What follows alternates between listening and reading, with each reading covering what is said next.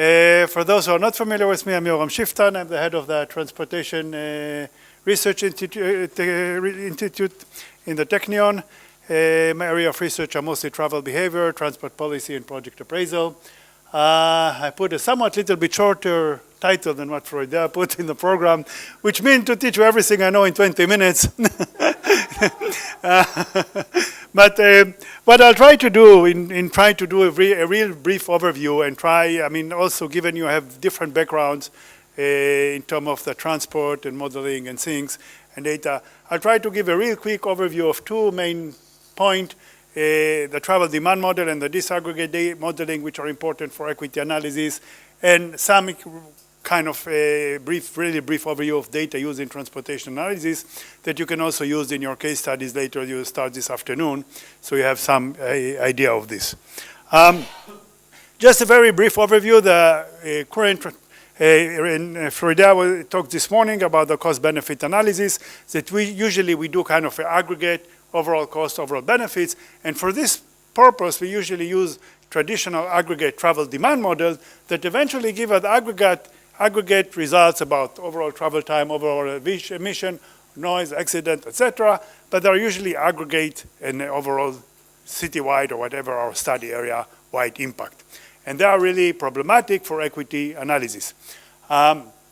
Just really to put as if people have no background in travel in the model. Basically, I'm not going into the detail of the model, but we have some input of the land use, socioeconomic, transportation system, the various input. Then we have the travel demand model, which are the traditional model, which are trip generation, how many trips, trip distribution, where are they going to, mode choice, what modes are using, traffic assignments, which routes are taking. So that's basically, and this is done pretty much all at the aggregate level, and then we get this output that is basically used for the cost-benefit analysis. And it's usually we call it the four-step model based on this four model that I just said. And what we do, we usually divide the city, the study area, into traffic analysis zones, and those traffic and the level of analysis is the traffic analysis zone. So we don't separate by people there. We look at overall activity, overall travel, overall impact by these travel analysis zones. The new generation of travel demand model is called activity-based model, and they are the model who currently are, I would say, every large metropolitan area is developing a new model today is already going into this direction. Most of them currently advanced cities, both in some in Europe, mostly in the US, and in Israel we are quite advanced in this modeling. The Tel Aviv model, which we use and here we'll describe a little bit in the case study of Tel Aviv, is one of those advanced models that use activity-based model. Jerusalem is developing now one, and as I said. The basic idea of a activity-based model, the first issue, which are not really, there are two issues here. The first issue, and why they call activity-based model, they try to analyze travel demand as derived from demand for activities, that we don't travel for the sake of traveling, we usually travel for the sake of participating in activities. And that's where the name comes from, a activity-based model. So that's one issue. But the main issue from equity point of view is they are really disaggregate travel choice model, in the sense that these models are really treat the person. They are at the individual level. So we are analyzing individual choices, and we can actually track individuals through the system. And that's the important issue for equity analysis, that now we can have the results by subdividing the population to different groups and analyzing impacts by different groups. And that's the main point from equity point of view. The other thing, just really, and I'll talk more about activity-based model on Thursday and their contribution to equity analysis in more details. Today I'm really just giving you the overview to understand what it is. So in some sense, my presentation on Thursday will be a continuation of this for once you know this. The other things, because we really now analyzing activities all over the day, so it's kind of a travel patterns of a day, the interrelationship between the trips. Because the traditional aggregate travel demand model look at trips overall. So they don't analyze which trip, where are they coming from. Now we're analyzing individual activity, and maybe the best is to see it by these figures. if we look at the kind of what we call a space-time diagram of a person over the day, we kind of put the space into one dimension here. There is one, like he started home, then he traveled over space and time, go to work, travel back, do some shopping on the way, go back home, maybe go again to dinner, etc. So this is a daily activity pattern, we call it. We can break it out to tours, starting at home, ending at tours, and we can break it to the individual trips. The aggregate model deals with individual trips, the traditional model. The activity-based model deals with this level. So we can also account for dependencies between trips. So I cannot start a trip from somewhere I have not been before, etc. So they are more realistic. There are more time and space constraints taken into account in modeling the trips, and therefore we can better analyze our results, and they can, more important, they can be more realistic in terms of response to policies. So for example, if we have a policy of congestion pricing, for example, I mean, if we look at those trips individually, these trips may convert to transit on the congestion pricing, but this trip, there's nothing change.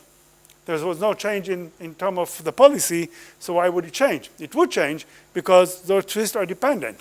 And this is exactly in simple way to show the idea of activities-based model, that we can account for those dependencies between time and space of the different trips. And without going into too many details, so they account for what I call secondary effect. So they the impact of a policy is not only on the specific trips. The policy is impact, so the policy is like congestion pricing on the route to the center, but now because you don't take your car in the morning, you may change your other trips, your other activities. So that's what I call a secondary effect and a more realistic presentation of a trip purpose. And as I said, mostly important, we can now have more details about the travel data. We don't have just aggregate data. We can know exactly, basically we model activities and what you do, what are you doing, when are you doing, and we can have more detail by, as I said, mostly this I already showed. And this is an example. We can actually analyze the data by different, we can look at activity, we can look at patterns, we can look at and we can look at by different population segments. We can look at by different trip purpose, by different timing, etc. That's just kind of give a very quick view, but that's the main idea. So now we can distribute it, for example, for equity. We can look at impact and by income level, by auto ownership, by residential location, and actually by any other variables we are interested in. The only issue is really, because those models are kind of complicated, they have a lot of data keeping. The issue is only how much data we keep, how much we really keep. Or the model is working at the disaggregate level, analyzing individual trips and activity. But then we have to aggregate them. We cannot keep everything. What we want to do in terms of equity analysis is just a matter of how we define our program, our structure, to keep results by different disaggregation level, by different variables. And that will basically can provide us almost everything we want as long as we define it and take care of it. Okay, so that's not the first part of my quick overview about the modeling. Now about the data that we are using. And in travel demand modeling, why do the distinction between what I call active data modeling and passive data?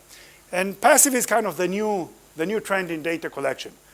The main difference is active data is data which we actively collect and involve people in responding. So basically all kind of surveys. And the most common is travel habit survey. Travel habit survey is a survey, and I'll talk about it in a second, which we basically collect data about usually a period of 24, 48 hours of people, all travel activity and what purpose during the day. We use a lot of stated preference survey, mostly for stated preference are putting hypothetical scenarios. Okay, let's assume there is a new train. Let's assume there are congestion pricing tomorrow, and put people in a hypothetical situation, trying to ask them what we'll do. The main advantage is that we can get response to issues which are not existing today. And that's the problem with what we do in reveal preference data when we look at what actually people did. So we try to learn. And then the third main thing, which is actually moving to between the active and the passive, is the car telematics. We ask people to install either something in their car, IVDR, the in-vehicle data recorder, or even some application in your cell phone, but people have to install it. And that's different from the passive data, and I'll go actually and go. The passive data, just in the introduction, is data that we actually don't ask people anything. We try to get data from cell phones companies about people activity, from all kind of sensor we spread in the city, and we basically get data about people without their being asked to provide, without actually asked their permission. So we'll talk about it, and there are two other elements that I'll talk. Okay. So very quickly, again, it's kind of really brief. The travel habit survey is usually in travel demand modeling our main data source for develop our travel demand models, because they really look at this whole activity and then give us all the data we need. So the tradition was a pen and paper questionnaire. We moved to computer-aided telephone interview, and then today is really more into GPS and smart application. So basically, and I'll show it quickly, Jerusalem was actually the first travel habit survey that was all GPS conducted. So basically, people were asked to install, to take a GPS. They will take a GPS for 1 day, 2 days, and then at the end of this period, the interview would come back to them, install the GPS program into the computer, and get basically a picture of their travel activity, and we'll only ask them additional questions about what did you do here, who did you go to, what mode, things which the GPS did not detect. But the main things that the GPS detect, which are the main problematic of this questionnaire, are basically time and space. So the GPS covers time and space, which people really have a hard time being accurate and reporting. So that's really improved those travel habit surveys significantly. Even more advanced method today, and there are various applications of this method. It's basically, and this is one example, the Future Mobility Survey, which is the one we are using in Tel Aviv today that Becky provides some data from in her presentation. So this basically, we don't even have to come to people, give them the GPS. We basically ask them to download an application. This specific one, you can look at the web, but there are various, this is only one of many that exist already. It's called Future Mobility Survey.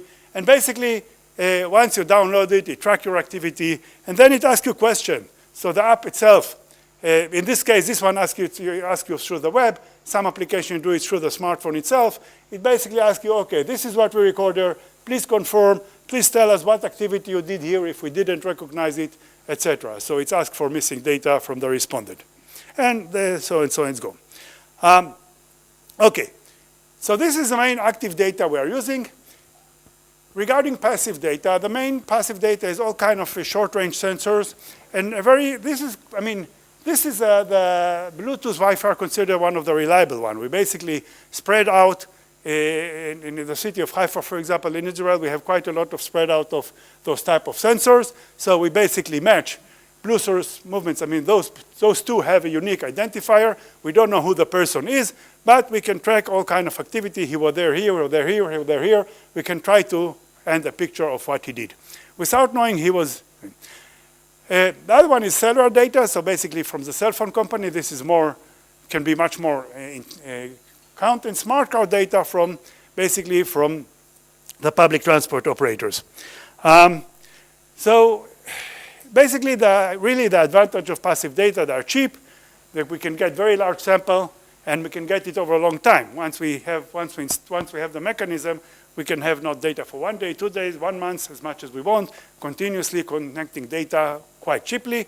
The main problem, and the advantage of no human interaction, no intervention, but usually for travel demand modeling, we are still missing some data, mostly trip purpose. I mean, what was the purpose of the trip? We can identify, we can see where, if we follow person activity over a long time of period, we can see probably where he's always at night, that's his home. We can probably identify his workplace, this is your workplace, common places, but still we are missing data. Those applications are trying to recognize mode, but these are not perfect. They still have them. And the main issue also from equity point of view, we had no individual data. We don't know who the individual. We may know where he lives, which gives us a good idea about what type of person, because we know people, we know areas, residential areas, have some socioeconomic level or some characteristics, but we still have no data about the individual. just really, again, it's also, I mean, in terms of not only we get a lot of new type of data, we have a lot of new computation power, so there's a data processing which got much further, and it's all the issue of, I'll skip some of those. This is data from Sky. I talked about cell phone data are easy to get pictures from because we have a lot of cell phones, so you get, like in Israel, we have 3 main phone companies, so if you get data from one company, you have a very large sample of activities. So that's, you can get all kind of data, and a smart card for public transport. This all kind of data, which we really what we call kind of big data, and I'll come to this in a second. Other type of information, 2 other type of information we get is kind of between active and passive. I mean, we get information from travel services. You use Google to get to places. Google collect information about you. They know where you go, okay? We have a program to ride back, all this bike rental program. They all have GPSs, so we know, and everybody has. So we can know how people use them, what kind of, how long they ride, where they ride, when they ride. So basically, whatever you use travel information. Somebody's collecting information on you. So that's kind of a lot of what we call information from travel. And there's also a lot of information can be collected from social media. You discuss in social media, you ask all kind of questions. Especially, I mean, with Twitter, it's especially easy because Twitter has actually mechanisms that you can analyze data and get data freely, recognize, put some keyword and search what activities under this word. For example, this is when I did present it in one of the conference. I put the conference name and all kind of found question. I go there on Thursday, how do you find? I travel, and so those type of information can also be collected. This is a Twitter Twitter also have a geographical location, not all of them, but many of the tweets can be recognized geographically, so even make it more data.